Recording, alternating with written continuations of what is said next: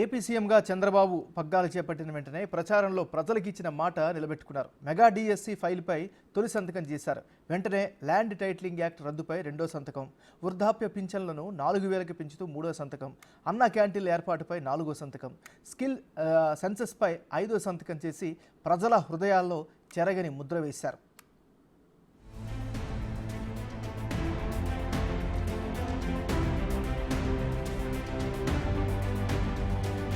YCP 5 ఏళ్ల పాలనలో DSC notification ఎప్పుడొస్తుందా అని ఎదురుచూసిన నిరుద్యోగులకి నిరాశే మిగిలింది. టీడీపీ కూటమి అధికారంలోకి రాగానే తన తొలి సంతకం మెగా డిఎస్సి ఫైల్ పైనే అని ఎన్నికల ప్రచారంలో చంద్రబాబు ప్రకటించారు. నిరుద్యోగులకిచ్చిన హామీ మేరకు రాష్ట్ర వ్యాప్తంగా 16,347 టీచర్ పోస్టులకు సంబంధించి మెగా డిఎస్సి దస్త్రంపై సీఎం హోదాలో తొలి సంతకం చేసి వారికిచ్చిన మాట నిలబెట్టుకున్నారు. కేటగిరీల వారీగా టీచర్ పోస్టులకు నోటిఫికేషన్ వెల్లడించనున్నట్టు తెలిపారు. ఎస్జిటిలో 6,371 పోస్టులు, స్కూల్ అసిస్టెంట్స్ 7,725 పోస్టులు, పీఈటీ 132 పోస్టులు, టీజీటీ 1,781 పోస్టులు, పీజీటీ 286 పోస్టులు, ప్రిన్సిపాల్స్ 52 పోస్టులని భర్తీ చేయనున్నారు.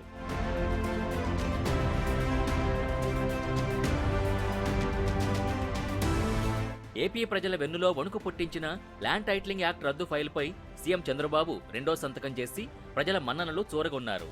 ప్రజల స్థిరాస్తులను కొట్టేయడానికి గత జగన్ ప్రభుత్వం అత్యంత దుర్మార్గమైన ఈ చట్టాన్ని గతేడాది అక్టోబర్ 31న తీసుకొచ్చింది.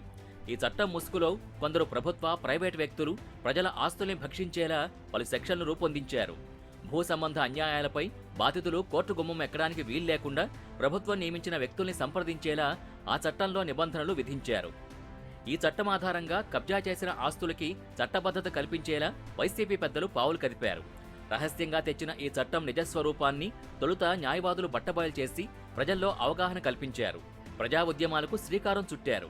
టీడీపీ కూటమి అధికారంలోకి రాగానే ఈ రాక్షస చట్టాన్ని రద్దు చేసి ప్రజల ఆస్తులకు రక్షణగా ఉంటామని చంద్రబాబు హామీ ఇచ్చారు. టీడీపీ మేనిఫెస్టోలోనూ ప్రకటించారు.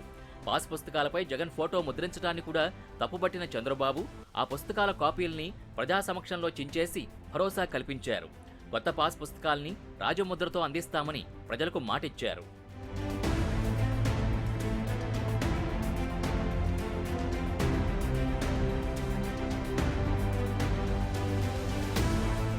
(2014లో అధికారంలోకి రాగానే చంద్రబాబు అప్పటికి కేవలం 200 రూపాయలున్న వృద్ధాప్య పింఛను 5 రెట్లు పెంచి 1000 రూపాయలు చేశారు. ఆ తర్వాత దాన్ని 2,000కు పెంచారు. 2024 ఎన్నికల ప్రచారంలో దాన్ని 4,000కు పెంచుతామని టీడీపీ అధినేత చంద్రబాబు హామీ ఇచ్చారు. అలాగే దివ్యాంగుల పింఛన్ 6,000 రూపాయలకు పెంచుతామని హామీ ఇచ్చారు. మాట ఇచ్చిన విధంగానే మూడో సంతకాన్ని సీఎం చంద్రబాబు పింఛన్ పెంపు ఫైల్పై చేశారు. వృద్ధులు, వితంతువులు, ఒంటరి మహిళలకు జూలై 1న కొత్తగా పెంచిన పింఛన్ 4,000, అలాగే ఏప్రిల్, మే, జూన్ నెలలకు గాను 1,000 రూపాయల చొప్పున పెరిగిన మొత్తం 3,000 కలిపి 7,000 రూపాయల్ని అందించనున్నారు. ఆగస్టు నుంచి లబ్ధిదారులకి 4,000 రూపాయల పింఛన్ అందనుంది.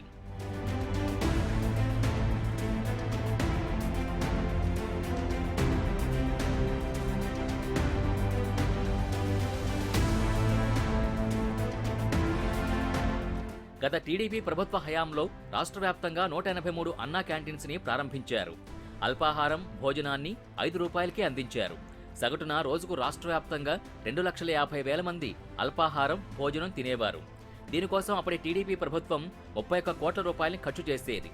ఆ తర్వాత 2019లో అధికారంలోకి వచ్చిన వైసీపీ ప్రభుత్వం టీడీపీపై కక్షతో అన్న క్యాంటీన్లని మూసేసింది. అయినప్పటికీ టీడీపీ నేతలు పలుచోట్ల అన్న క్యాంటీన్లని సొంత ఖర్చులతో నిర్వహిస్తూ ప్రజాదరణ పొందారు. టీడీపీ కూటమి అధికారంలోకి రాగానే అన్న క్యాంటీన్లను పునఃప్రారంభిస్తామని ఎన్నికల ప్రచారంలో ఇచ్చిన మాట మేరకు సీఎం చంద్రబాబు ఆ ఫైల్పై 4వ సంతకం చేశారు.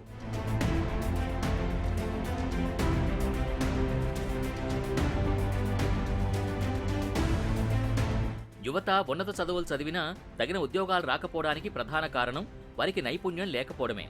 చదువులు పూర్తి చేసిన విద్యార్థుల్ని వేధిస్తున్న ఈ సమస్యను అధిగమించేందుకు టీడీపీ అధినేత చంద్రబాబు నైపుణ్య గణన హామీ ఇచ్చారు.